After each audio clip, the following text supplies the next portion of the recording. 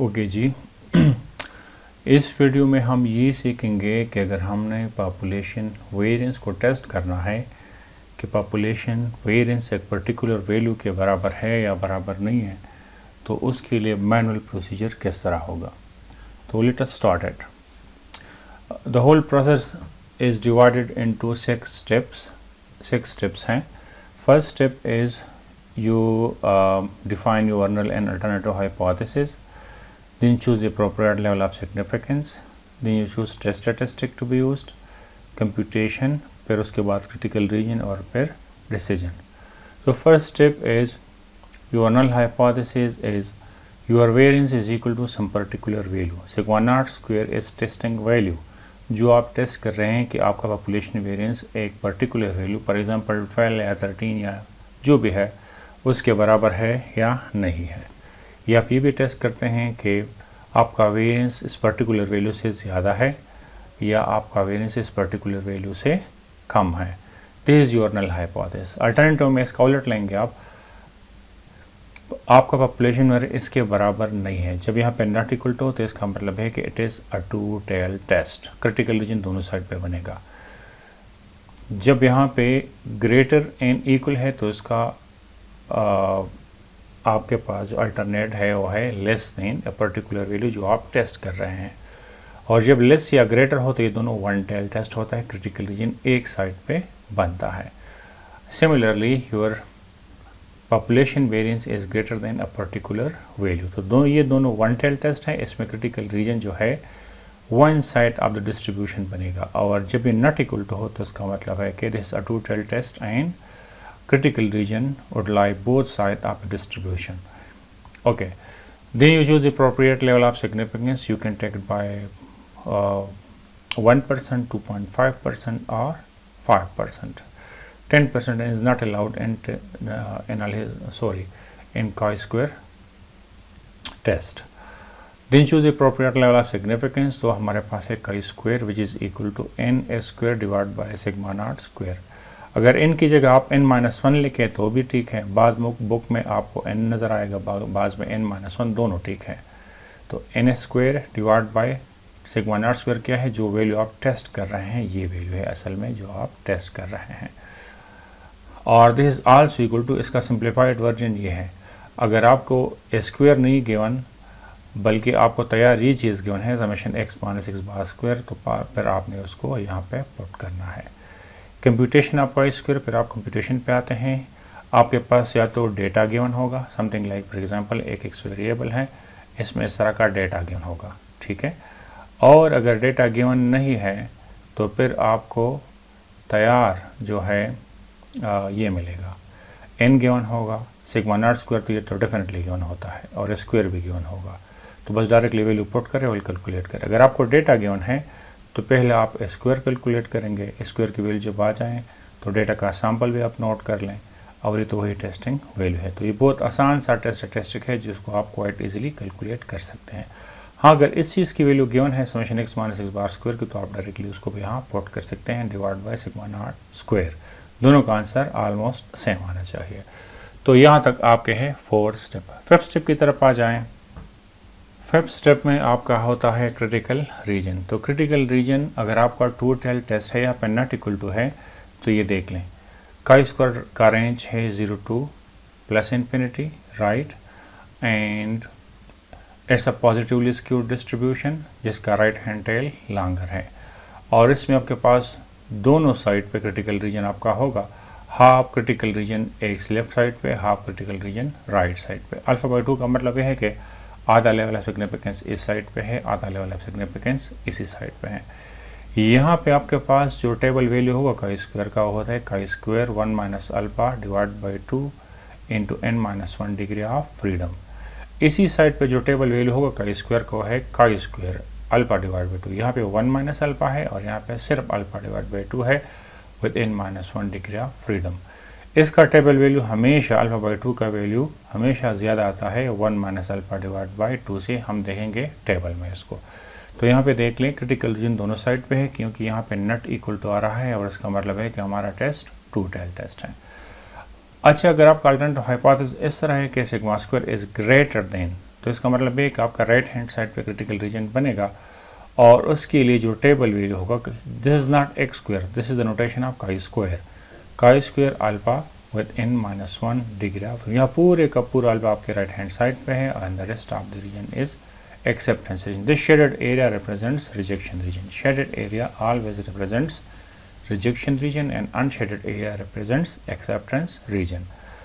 और अगर आपका लेफ्ट हैंड टेल टेस्ट है sigma square is less than sigma not square, तो फिर आपका क्रिटिकल रीजन इसी साइड पे होगा, पूरे का पूरा अल्फा इसी साइड पे, ये आपका होगा रिजेक्शन रीजन एंड बाकी अनशेडेड एरिया आपका 1 माइनस अल्फा या एक्सेप्टेंस रीजन होगा with chi square 1 minus alpha into n-1 degree of freedom. हम प्रैक्टिकली देखेंगे इसको एग्जांपल्स में.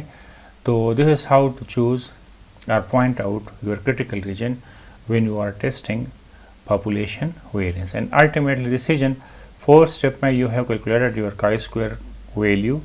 तो देख लें if it enters into the rejection region in this region or this region or this region or even this region, so all these are shaded area. So it means that if your calculated value enters into the shaded area, reject it not.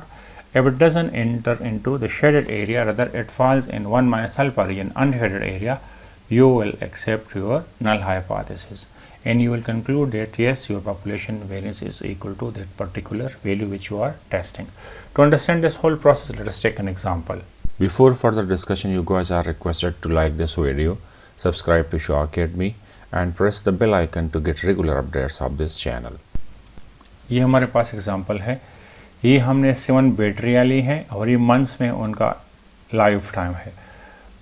पहले battery चली है 21 months के लिए, दूसरा 24 month, 18 month, 13, 29 and 25 months.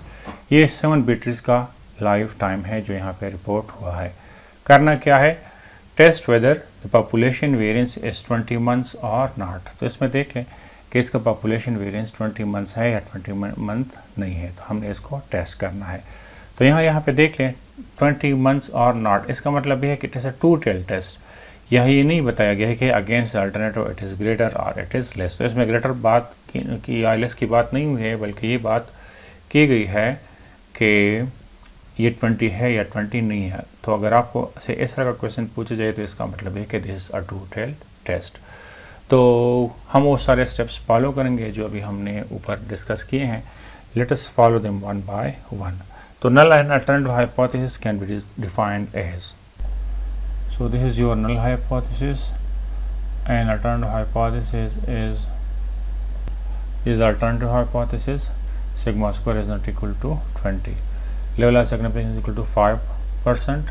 Test statistic to be used is n square divided by sigma naught square and computation of test statistic. तो अभी अब कुछ चाहिए स्क्वायर, तो पहले स्क्वायर कैलकुलेट करते हैं. Square is equal to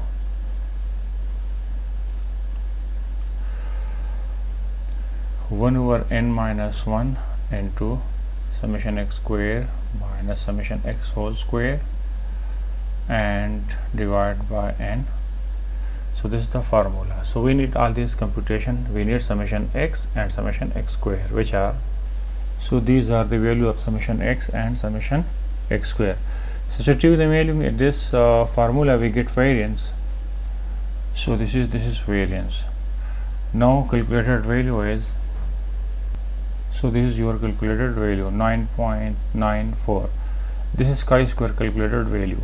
Now we need chi-square table value and then we will compare the two values. So fifth step is critical region, and critical region is chi-square 1 minus alpha is equal to 5% with n-1 degree of freedom, n-1 degree of freedom, and chi-square alpha divided by 2, alpha is equal to 5%, so chi-square alpha divided by 2 with n-1 degree of freedom. So it is equal to this and this. And we look into the table, this is chi-square table with the point, this value, this is 6.975, so this value is 1.24 and 0.025, this value is 14.45. so note these two values, 14.45 and 1.24. अब आप देख सकते हैं कि the minimum value is 1.24 and the maximum is 14.45. So 1.24 and 14.45. So ये आपका है critical rejection region and this is your critical or rejection region, but your calculated value falls in acceptance region because it is 1 minus alpha region. It is greater than 1.24 and less than 14.45.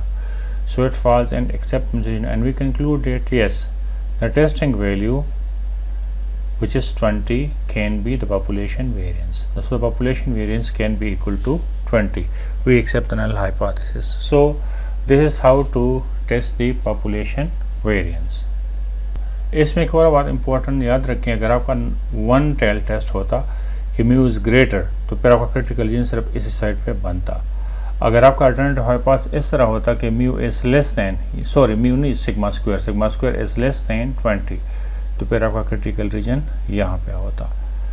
लेकिन चूंकि ये इस तरह है कि H1 is such that sigma square is not equal to, so that's why it is a two-tail test and critical region lies both sides of the distribution. Thank you. Thanks for watching.